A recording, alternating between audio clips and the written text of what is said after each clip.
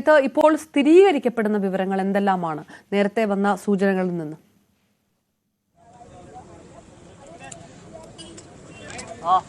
അപർണ, ഒന്നിത് കൊലപാതകം തന്നെയാണ് എന്ന് പരിപൂർണമായും സ്ഥിരീകരിക്കാവുന്ന സാഹചര്യം. ഒരാൾ മാത്രമാണോ ഈ കൃത്യം നിർവഹിച്ചത് എന്ന് മാത്രമാണ് അറിയാനുള്ളത്. എന്തായാലും ജില്ലാ പോലീസ് മേധാവി ഷാഹുൽ ഹമീദ് സംഭവ സ്ഥലത്ത് എത്തിച്ചേർന്നിട്ടുണ്ട്. അദ്ദേഹവും ഈ ക്രൈം സീൻ പരിശോധിച്ചുകൊണ്ടിരിക്കുന്നതിന്റെ ദൃശ്യങ്ങളാണ് നമുക്ക് കാണാൻ സാധിക്കുന്നത്. നിലവിൽ മുൻപ് ഈ തട്ടിപ്പ് നടത്തിയ, അതായത് വളരെ ഗുരുതരമായ തട്ടിപ്പാണ്. വിജയകുമാറിന്റെ അക്കൗണ്ടിൽ നിന്നും ഈ അമിത് ഒറാങ് എന്ന ആളാണ്. അയാൾ ആസാം സ്വദേശിയാണ്. ഇയാളാണ് ഈ തട്ടിപ്പ് നടത്തിയത്. പണം ഓൺലൈനായി സ്വന്തം അക്കൗണ്ടിലേക്ക് മാറ്റുന്നു. ഇതിനെതിരെ ഉണ്ടായിരുന്നു. മാത്രവുമല്ല, ഇയാളെ കസ്റ്റഡിയിലെടുക്കുന്ന സാഹചര്യവും ഉണ്ടായിട്ടുണ്ട്. അതിന്റെ ഒരു പ്രതികാരം എന്ന നിലയിലാണ് ഇപ്പോൾ പോലീസ് ഇതിനെ പ്രാഥമികമായി കാണുന്നത്. എന്തായാലും ഇയാൾ കസ്റ്റഡിയിലുണ്ട് എന്നുള്ള സൂചനകൾ തന്നെയാണ് പോലീസിൽ നിന്ന് നമുക്ക് ലഭിക്കുന്നത്. പക്ഷേ ഇയാൾ തന്നെയാണോ ഈ കൃത്യം നിർവഹിച്ചത്? അക്കാര്യം വ്യക്തമല്ല. അതിനുവേണ്ടിയുള്ള ഒരു അന്വേഷണത്തിലാണ് പോലീസ് ഉള്ളത്. എന്തായാലും ഇവിടുത്തെ ഉദ്യോഗസ്ഥരെല്ലാം, കോട്ടയത്തെ ഉന്നത ഉദ്യോഗസ്ഥരെല്ലാം സംഭവ സ്ഥലത്ത് എത്തിയിട്ടുണ്ട്. എസ് പിയും ഡിവൈഎസ്പിയും വിവിധ CI മാരും എല്ലാം പലതരത്തിലുള്ള പരിശോധനയാണ്. ഏതാണ്ട് ഒരു അന്വേഷണ സംഘം പൂർണ്ണമായും രൂപീകരിച്ചിട്ടില്ലെങ്കിൽ പോലും തൊട്ടടുത്തുള്ള പോലീസ് സ്റ്റേഷനിലെ ഉദ്യോഗസ്ഥരെയൊക്കെ രംഗത്തിറക്കിക്കൊണ്ട് പലതരത്തിലുള്ള അന്വേഷണങ്ങൾ നടത്തുന്നു. പ്രത്യേകിച്ച് ഈ ഒരു CCTV-കൾ പരിശോധിച്ചുകൊണ്ടുള്ള പരിശോധന നടക്കുന്നു. അങ്ങനെ എല്ലാ തരത്തിലുള്ള പരിശോധനയും നടന്നുകൊണ്ടിരിക്കുന്നു. ഈ തിരുവഞ്ചൂർ രാധാകൃഷ്ണൻ MLA ചൂണ്ടിക്കാണിച്ച ഒരു ഗുരുതരമായ കാര്യം, ഈ വീടിനുള്ളിലെ CCTV-യുടെ ഹാർഡ് ഡിസ്ക് നഷ്ടപ്പെട്ടിട്ടുണ്ട്. ആ ഹാർഡ് ഡിസ്ക് നിന്നുള്ള വിവരങ്ങൾ എന്തായാലും നിലവിൽ ലഭ്യമല്ല. അത് കൂടുതൽ പരിശോധനകൾ നടത്തേണ്ടതുണ്ട്. അതായത് പ്രതി വളരെ കൃത്യമായി ബുദ്ധിപൂർവ്വം നടത്തിയൊരു ആസൂത്രിതമായ നീക്കമാണ് ഇത് തന്നെ വേണം കരുതാൻ. പെട്ടെന്നൊരു പ്രകോപനത്തിൽ വന്നങ്ങ് കൊലപ്പെടുത്തി പോവുകയല്ല, തെളിവ് നശിപ്പിക്കാനുള്ള ശ്രമവും ഫലത്തിൽ നടത്തിയിരിക്കുന്നു. പക്ഷേ എന്നിരുന്നാൽ തന്നെയും ഇതെല്ലായിടത്തും CCTV-കളുള്ള സ്ഥലമാണ്. അതുകൊണ്ട് തന്നെ മറ്റ് CCTV-കൾ, ഇവിടേക്ക് എത്തുന്ന ഈ വഴിയിലൊക്കെ CCTV-കളുണ്ട്. ഇതൊക്കെ കേന്ദ്രീകരിച്ചുള്ള പരിശോധന നടത്താനുള്ള ശ്രമമാണ് നടത്തിക്കൊണ്ടിരിക്കുന്നത്. എന്തായാലും MLA അദ്ദേഹം മടങ്ങുകയാണ്. അദ്ദേഹം ഈ കാര്യങ്ങളെക്കുറിച്ചൊക്കെ പരിശോധിച്ച ശേഷം പ്രാഥമികമായി പോലീസാണ് ഇനി തുടർ നടപടി സ്വീകരിക്കേണ്ടത് എന്ന് ചൂണ്ടിക്കാണിച്ചുകൊണ്ട് അദ്ദേഹം മടങ്ങുന്നു. എന്തായാലും SP-യുടെ നേതൃത്വത്തിലുള്ള സംഘം വീടിനുള്ളിലുണ്ട്. അദ്ദേഹം പരിശോധന നടത്തുന്നു. വൈകാതെ ഒരു പ്രതികരണമൊക്കെ ഉണ്ടാകുമെന്നാണ് പ്രതീക്ഷിക്കുന്നത്. മറ്റ് വിവരങ്ങളൊക്കെ തന്നെയും ലഭ്യമാകേണ്ടതുണ്ട്. വിവരങ്ങൾ ലഭ്യമാകുന്ന മുറയ്ക്കായിരിക്കും കൂടുതൽ വിവരങ്ങൾ ലഭ്യമാകുക. അതായത് കൂടുതൽ വിവരങ്ങൾ നമുക്ക് നൽകാൻ കഴിയുക. അതായത് ഒന്നരപ്പ് ഈ ഒരു കൊലപാതകത്തിൽ ഒരാൾ മാത്രമാണോ എന്നുള്ളത് സ്ഥിരീകരിക്കാനുള്ള ശ്രമത്തിലാണ് പോലീസ് ഉള്ളത്. നമ്മൾ ഈ കാണുന്നത് പോലെ വലിയൊരു വീടാണ്. വലിയ മതിലും മറ്റും ഉണ്ട്. വലിയ കോമ്പൗണ്ട് ഉണ്ട്.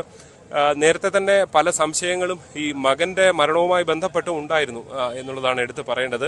അത് ഏതാണ്ട് 7-8 വർഷം മുൻപാണ് ഈ സമീപത്തെ റെയിൽവേ ട്രാക്കിലാണ് അദ്ദേഹത്തെ മരിച്ച നിലയിൽ കണ്ടെത്തിയത്. പക്ഷെ അതൊരു കൊലപാതകം എന്ന നിലയിലുള്ള സൂചനകളൊക്കെ വന്നിരുന്നെങ്കിൽ പോലും പക്ഷേ കാര്യമായി പിന്നീടൊരു അന്വേഷണത്തിന് മുന്നോട്ട് പോകാൻ ഈ കുടുംബവും തയ്യാറായിരുന്നില്ല എന്നാണ് നമുക്ക് ലഭ്യമാകുന്ന വിവരം. കാരണം ഈ യുവാവിന്റെ ശരീരത്ത് മുറിവുകൾ ഉണ്ടായിരുന്നു. പക്ഷേ റെയിൽവേ ട്രാക്കിലാണ് മൃതദേഹം കണ്ടെത്തുന്നത്. അതുകൊണ്ട് തന്നെ ഒരുപക്ഷെ കൊല നടത്തിയ ശേഷം ട്രാക്കിൽ മൃതദേഹം ഉപേക്ഷിച്ചതാണോ എന്നൊക്കെയുള്ള സംശയങ്ങൾ ഉയർന്നു വരുന്നുണ്ട്.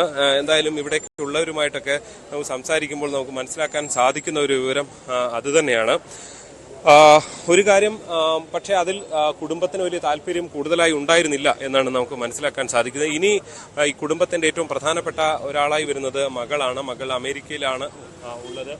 അമേരിക്കയിൽ നിന്നുള്ള മകളൊക്കെ എത്തിയ ശേഷമായിരിക്കും മറ്റു കാര്യങ്ങൾ എന്തായാലും ഉണ്ടാകുക. നിലവിൽ എന്തായാലും വലിയ രീതിയിൽ നാട്ടുകാരെല്ലാം ഇവിടെ തടിച്ചുകൂടി നിൽക്കുന്ന സാഹചര്യമാണ് ഉള്ളത്. എന്താണ് ഈ സംഭവിച്ചത് എന്നുള്ളത് അറിയാൻ ഇതൊരു പ്രധാന റോഡിന്റെ വഴിയാണ്. ഈ റോഡിന്റെ തിരുവാതുക്കൽ നിന്ന് കോട്ടയത്തേക്കുള്ള വഴിയാണ്. ആ വഴിയുടെ വശത്താണ് ഈ വീട് ഉള്ളത്. അതുകൊണ്ട് തന്നെ ഇതുവഴി വാഹനത്തിൽ പോകുന്നവരൊക്കെയും സമീപവാസികൾ അല്ലാത്തവരും ഒക്കെ പോലും ഇവിടെ വന്ന് നിൽക്കുന്ന കാഴ്ച നമുക്ക് കാണാൻ സാധിക്കും.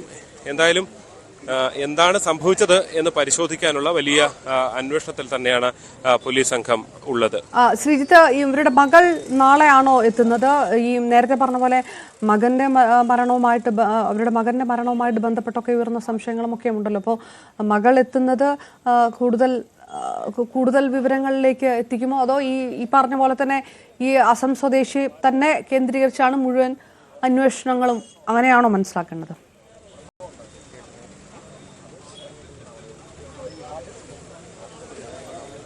തീർച്ചയായും ഇപ്പോൾ അങ്ങനെയാണ്. പ്രാഥമികമായുള്ള സൂചനകളും പോലീസിനെ സംബന്ധിച്ച് സ്വാഭാവികമായും വളരെ വേഗത്തിൽ പരിശോധിക്കാൻ കഴിയുന്ന ഒരു കാര്യം അതാണ്. അതുകൊണ്ട് തന്നെ ആ നിലയിലുള്ള പരിശോധന ഇപ്പോൾ പോലീസ് നടത്തി വരുന്നു. കാരണം അങ്ങനെ ഒരു റിവെഞ്ചിന്, ഒരു പ്രതികാരത്തിനുള്ള സാധ്യതയുണ്ട് എന്നുള്ളതാണ് പോലീസ് മനസ്സിലാക്കുന്നത്. അതുകൊണ്ട് ആ നിലയിലുള്ള ഒരു പരിശോധനയാണ് പോലീസ് ഇപ്പോൾ എന്തായാലും നടത്തിക്കൊണ്ടിരിക്കുന്നത്. ഈ അമിത് ഒറാങ് എന്നയാൾ പോലീസിന്റെ കസ്റ്റഡിയിലുണ്ട് എന്നുള്ള സൂചനകളും നമുക്ക് ലഭിക്കുന്നുണ്ട്. പക്ഷെ അയാളാണ് ഈ കൃത്യം നിർവഹിച്ചത് എന്ന് അന്തിമമായി സ്ഥിരീകരിക്കാൻ പോലീസ് തയ്യാറായിട്ടില്ല. ഇയാളുടെ ചോദ്യം ചെയ്യൽ നടപടികളൊക്കെ മുന്നോട്ട് കൊണ്ടുപോകുന്നു എന്നുള്ളതാണ് നമുക്ക് അറിയാൻ സാധിക്കുന്നത്.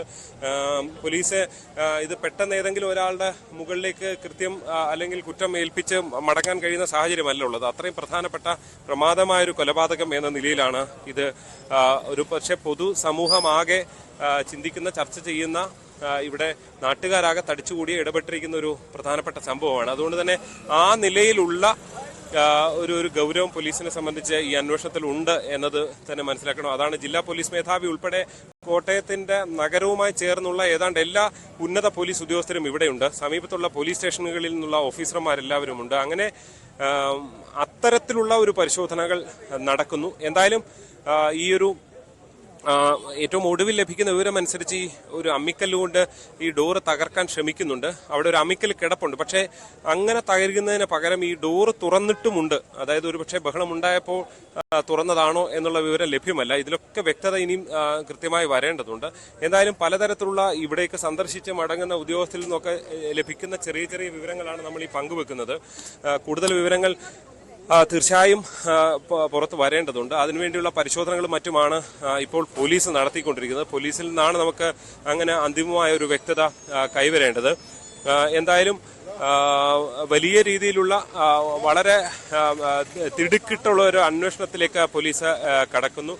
തിരുവഞ്ചൂർ രാധാകൃഷ്ണൻ MLA ഉൾപ്പെടെയുള്ളവർ സംഭവ സ്ഥലത്തെത്തി മടങ്ങുന്ന കാഴ്ചയാണ് നമുക്ക് കാണാൻ സാധിക്കുന്നത്. എന്തായാലും ഇവരെല്ലാവരും ഉള്ളിൽ പോയി ഈ ക്രൈം സീനിൽ എത്തി എന്താണ് സംഭവിച്ചത് എന്നുള്ള ഒരു പ്രാഥമിക വിവരം അവർ പരിശോധിക്കുന്നുണ്ട്. അതിലാണ് ഈ ഒരു ഹാർഡ് ഡിസ്ക് നഷ്ടപ്പെട്ടു എന്ന വിവരം അദ്ദേഹമാണ് പങ്കുവയ്ക്കുകയും ചെയ്യുന്നത്. അതൊരു വളരെ പ്രധാനപ്പെട്ട തെളിവാണ്. അതായത് പെട്ടെന്നുള്ള നമ്മൾ സാധാരണ കാണുന്ന പോലെ ഒരു പ്രതികാരത്തിന് ചെയ്യുന്ന ഒരു കൊലപാതകം എന്നുള്ളതിനപ്പുറത്തേക്ക് ഈ ഡിസംബർ മാസത്തിലാണ് ഈ ഓൺലൈൻ തട്ടിപ്പ് നടക്കുന്നത് എന്നാണ് മനസ്സിലാക്കുന്നത്. അതിനുശേഷം കരുതി കൂട്ടി നടത്തിയ ഒരു കൊലപാതകം എന്ന നിലയിലാണ് നമുക്ക് ഇതിനെ കാണാൻ സാധിക്കുക. അതിനുശേഷം തെളിവ് നശിപ്പിക്കുന്നു. ഈ CCTVയുടെ ഈ ഹാർഡ് ഡിസ്ക് ഇല്ലെങ്കിൽ രക്ഷപ്പെടാം എന്ന പ്രതിയുടെ ഒരു കരുതൽ ഇക്കാര്യത്തിൽ അയാളെക്കുറിച്ച് ഉണ്ടായിട്ടുണ്ട് എന്ന് വേണം മനസ്സിലാക്കാൻ. എന്തായാലും നിലവിൽ പോലീസ് അന്വേഷിക്കുന്നു. ഈ അമിത് ഒറാങ് എന്നയാൾ അസം സ്വദേശിയാണ്. അയാൾ കസ്റ്റഡിയിലുണ്ട്. പക്ഷെ അയാളാണ് കൃത്യം ചെയ്തത് എന്ന ഒരു അന്തിമമായ സ്ഥിരീകരണത്തിലേക്ക് പോലീസ് എത്തിയിട്ടില്ല. പക്ഷേ അയാളെ കേന്ദ്രീകരിച്ച് തന്നെയാണ് ഇപ്പോഴുള്ള എല്ലാ അന്വേഷണവും നടന്നു വരുന്നത്. അതായത് ശ്രീതി പറഞ്ഞ പോലെ തന്നെ വലിയ തരത്തിലുള്ള ഒരു ഓൺലൈൻ തട്ടിപ്പ് നടന്നിരിക്കുന്നു. ഈ ഓൺലൈൻ തട്ടിപ്പ് വലിയ സംഘങ്ങളൊക്കെ ഉള്ള സമയമാണ്. ഇയാൾ ഇവിടെ ജീവനക്കാരനായിട്ട് എത്തുകയും ആ തരത്തിലുള്ള ഒരു ഓൺലൈൻ തട്ടിപ്പിലേക്കൊക്കെ പോയതാണോ? അങ്ങനെയാണെങ്കിൽ ഒന്നിലധികം പേർ ഈ കൊലപാതകത്തിനകത്ത് ഉണ്ടായിട്ടുണ്ടോ? ഈ CCTV ഡ്രൈവ് വരെ മാറ്റാൻ ഇടയായത് അതാണോ എന്നുള്ള തരത്തിലുള്ള വലിയ സംശയങ്ങളൊക്കെ കാണുമായിരിക്കും അല്ലേ?